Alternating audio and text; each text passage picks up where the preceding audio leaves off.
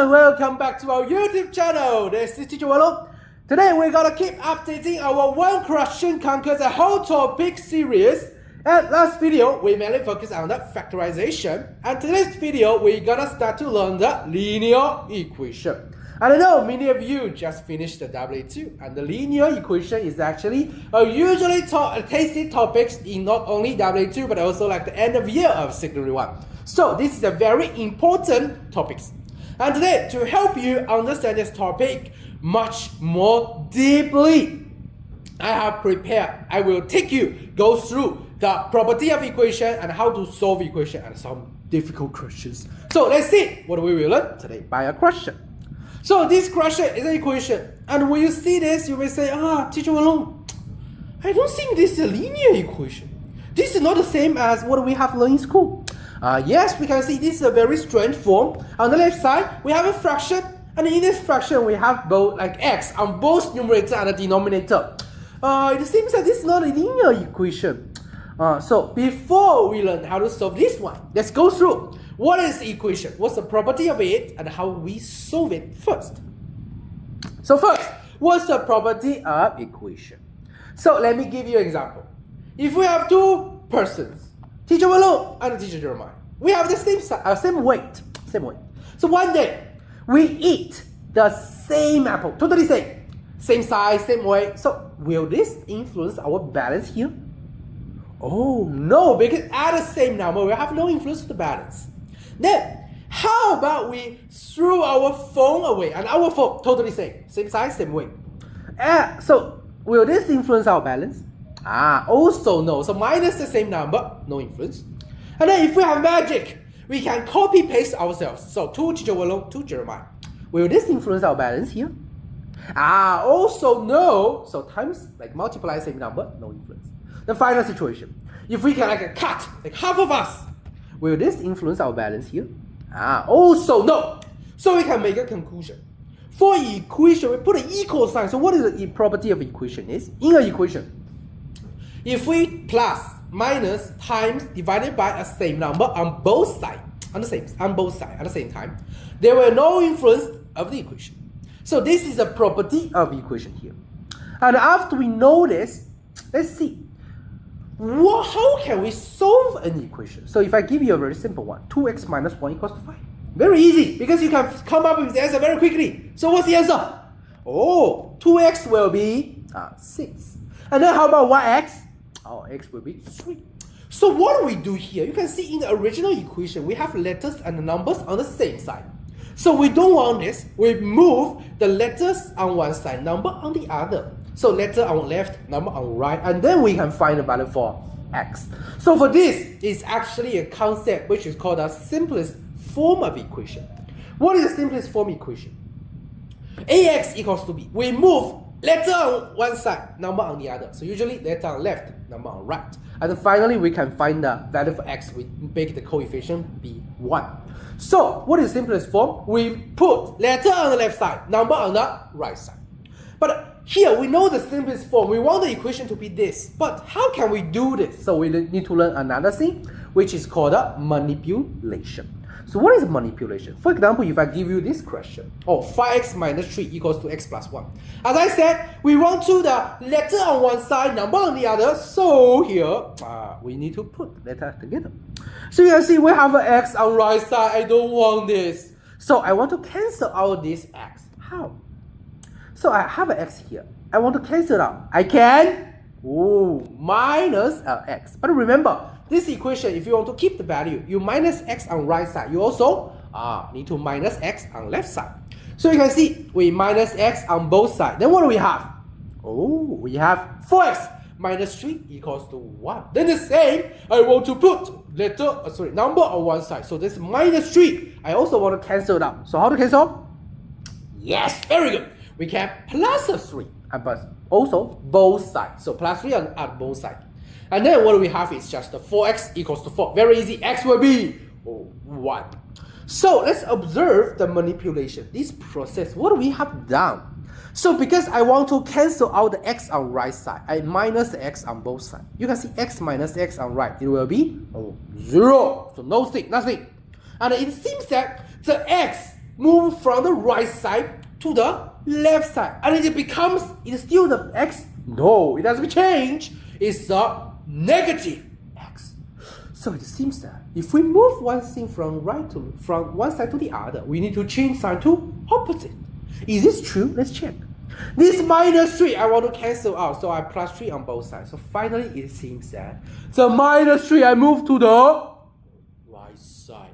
And the negative 3 becomes the positive 3. So this process is actually we call the manipulation. We move one term from one side to the other. And remember, we need to change sign to opposite. So we can simplify the total process. It will be move x to the left, x be negative x. Move negative 3 to the right, negative 3 be positive 3. And finally, the same answer. So the manipulation is help us to get the simplest form. So what is manipulation? We move term to the other side. We change sign to the opposite. So here, this is manipulation. And finally, a special case. You can see just now the coefficient, they are all whole numbers. Very easy to solve. But what will happen if we have like a fractional coefficient? How to do this? So in primary school, we may have one thinking is we can make them to be the same denominator. Yes, but in secondary school, we can find a quicker way. So what is a quicker way is? Because here, I have a fractional 4. I don't want this. So I want to cancel out. How to cancel out? Like this 4 is on the denominator. How to cancel out a denominator 4? Excellent. We can times a 4. But this is the equation, so keep the value everyone times 4. But you can see here, 4. I times 4, we can cancel out the denominator 4. But can times 4 cancel out the denominator 6? 6, no. So it seems that I also need to times 6 to cancel out the denominator 6. But here the number is too big. Can we find a small one? Can cancel out 4 and 6 at the same time? Oh yes, what is the number? 12. So how can we come up with this 12? Because you can see why we can cancel out 4. Because 4 is a factor of the number we times. That means the number we times is a multiple of 4. And it also be the multiple of 6. And we want the smallest one, so actually we are finding the LCM. And the process, you can see very easy, all whole number. 5x equals to 12, x equals to 12 over 5. So how to solve if the coefficient is fraction? So very easy. You find the LCM of denominators and then everyone times the LCM of them. You can solve this question. And after we do this, let's see how to solve our question. You may say, teacher, this is different from the previous examples. But let's take a look. This form of this equation is what? One fraction equals to another. So just how we mentioned, do we like the denominator? We don't want. We want a whole number. So how to cancel our denominator? Very good. We times the LCM of them. So first, because we need to do multiplication, can we do multiplication with mixed number? No. So we change it to improper fraction. And then we times the LCM of the denominator. So 5 plus 2x and 4, the LCM just be 4 times 5 plus 2x. And let's see, if we do cancel out, what we will have? On left side, 5 plus 2x cancel out. So we have the 4 times 3x minus 2. On the right side, we have 4 cancel out. So what we have is negative 5 times 5 plus 2x.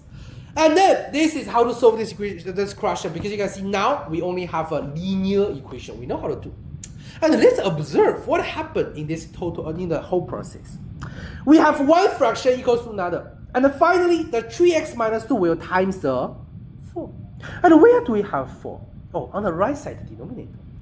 And then the 5 plus 2x, the denominator on the left side. It will times which one? Negative 5. The numerator on the right side. It seems that we have one fraction equals to another. A over b equals to c over d. And then what happened is a will times d, b will times c. It seems that it has a cross multiply. A times d will equals to b times c. And this is actually one method we just called the cross multiply. multiply. If we have a form is one fraction equals to another fraction, so we have this cross multiply. And then we can simplify our process to directly 3x minus 2 times the 4, and then 5 plus 2x will times the negative 5. So why negative 5? Because negative 5 over 4. So one of the numerator and denominator will get the negative sign. And then we simplify this. We will have 12x minus 8 equals to negative 25 minus 10x. And remember, what do we do next? Simplest form. The number on one side, data on the other. So we use manipulation. The 12x minus 10, x will be positive 10x, minus 8 will be positive 8. Finally, 22x equals to negative 17. So x will be negative 17 over 22. So this is how to solve this very complex equation. So let's make a conclusion because we have learned many things today. First, the property of equation. Remember, in an equation, if we plus, minus, times, divided by a same number, no influence. Very good. And the second, if we want to solve an equation, we want to change it to the simplest form. What is the simplest form? Letter on the left and the number on the right.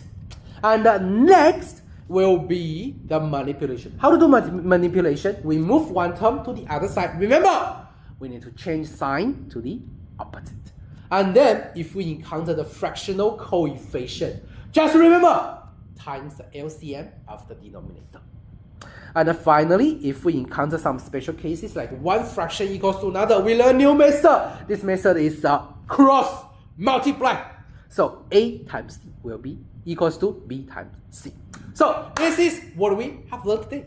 And you can try to use the conclusion in the practice question. So if you have had your answer, you can directly share in the comment. Or you can scan the QR code on the left side, join our S1 study group and share your answer there. And in our study group, we will also share our events, guidance, and some free materials. So if you don't want to miss these things, remember to join our study group. Or you can directly contact with me. So you can scan the QR code on the right side. And you can see this is just the second video of our new series. In the future, we will keep updating many good and useful videos about the secondary school. So if you don't want to miss this, if you want to watch this, do remember to subscribe to our channel for more learning and information videos. And last part, I will review the answer of the practice from last video. The answer will be 2x squared plus x plus 3 times x plus 2. If you have the same answer, congratulations! You can share your process and answer in our study group. If you don't have the same answer, no worries. You can contact with me, Teacher Wen-Long. I can give you some guidance how to solve this question. So that's all for today's video. See you in the next video. Bye bye.